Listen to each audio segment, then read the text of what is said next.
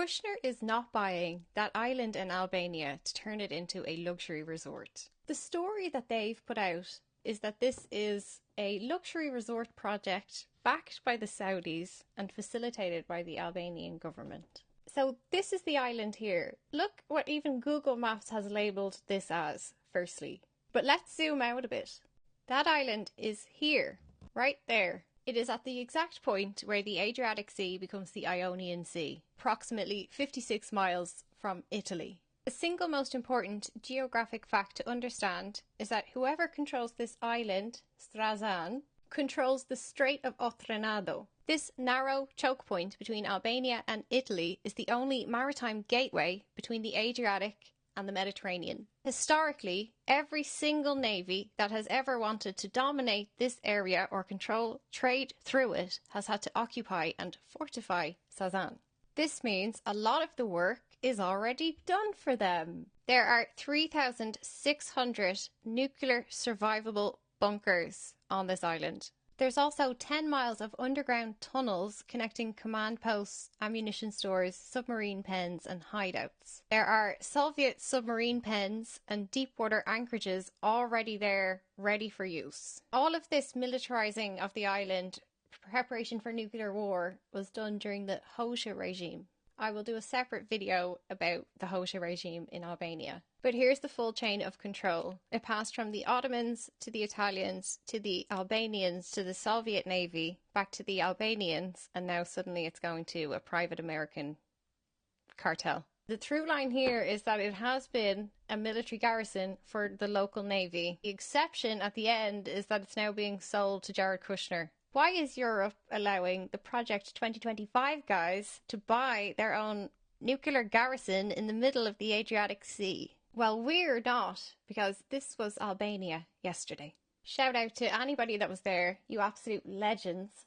It's not technically correct to say that it's Kushner and Ivana that are buying this island either. This is the Delaware Corporate Registry. This is the entity Atlantic Incubation Partners LLC. This is who's buying the island. That LLC is linked to Kushner's company Affinity Partners. And the CEO of Affinity Partners, Asher Abashira, is also listed as the chairman of Sazan Real Estate Development Company LLC. The legal home of Atlantic Incubation Partners is Delaware. It was formed on the 5th of April 2023, EN 9233299707. Kushner is the public face of this, but I'd like to introduce you to the rest of the Affinity Partners team. You'll get it here. Chad Mizell is Senior Legal Counsel for Affinity Partners. He served as Chief of Staff to the United States Justice Department in 2025. That's an immediate conflict of interest, and we're only at the first name. Nick Butterfield was the former Deputy White House Policy Coordinator from August 2019 to January 2021 under Donald Trump.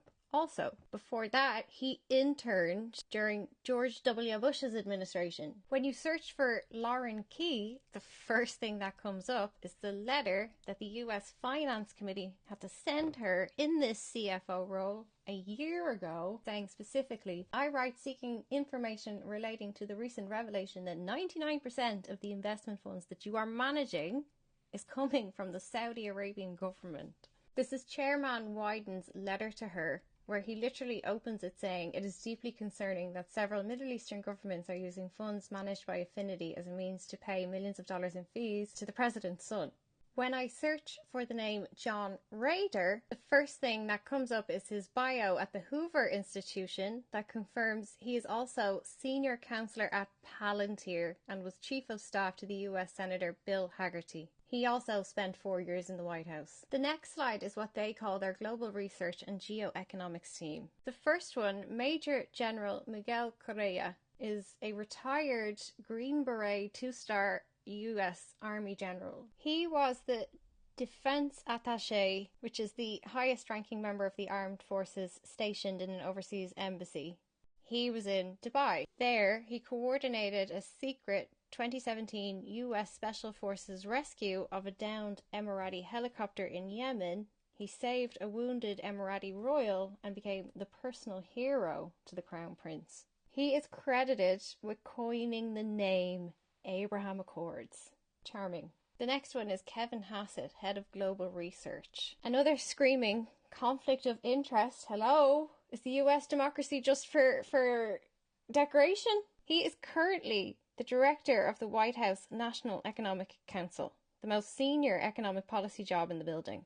He is also a senior fellow at the American Enterprise Institute, a teacher at the Columbia Business School, and has research affiliation with NBER. So the man who is currently the architect of US economic policy is also the head of research at a fund that is 99% financed by Middle East countries. That is a live conflict of interest, an unresolved one that demands a disclosure check, but it's not my country, so somebody should put some pressure on.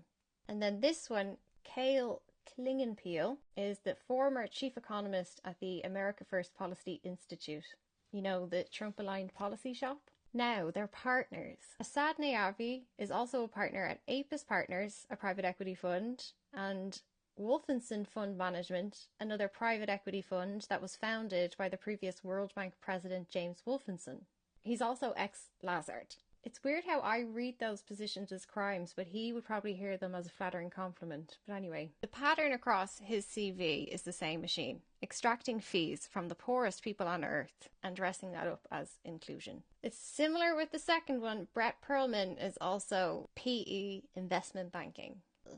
I'd love these men to know that if I was sitting looking pretty in a bar with my girlfriends and they tried to send us drinks, I would spit in it and walk out. He was Blackstone's first ever undergraduate hire in 1989, rising to senior managing director. He then went on to co-found Elevation Partners, another private equity firm, a Silicon Valley one. Avi Berkowitz, also in the White House under the Trump administration. He worked on Trump's peace plan, the Gaza peace plan, and on the Abraham Accords. He was actually the lead White House negotiator on the Abraham Accords, the deal that normalised Israel's relations with the UAE. And then Tom Storch, according to the Atlantic Council, is a distinguished fellow in the Project for the Middle East Integration. Also, the Deputy Director of the National Economic Council, the Deputy Assistant to the President for the International Economic Affairs, the US lead negotiator at the G20 and the G7 coordination during the US host year 2020, Senior Director for Global Economics at NSC, and a Senior International Affairs official at the Department of Energy. This is going to have to be a two-parter.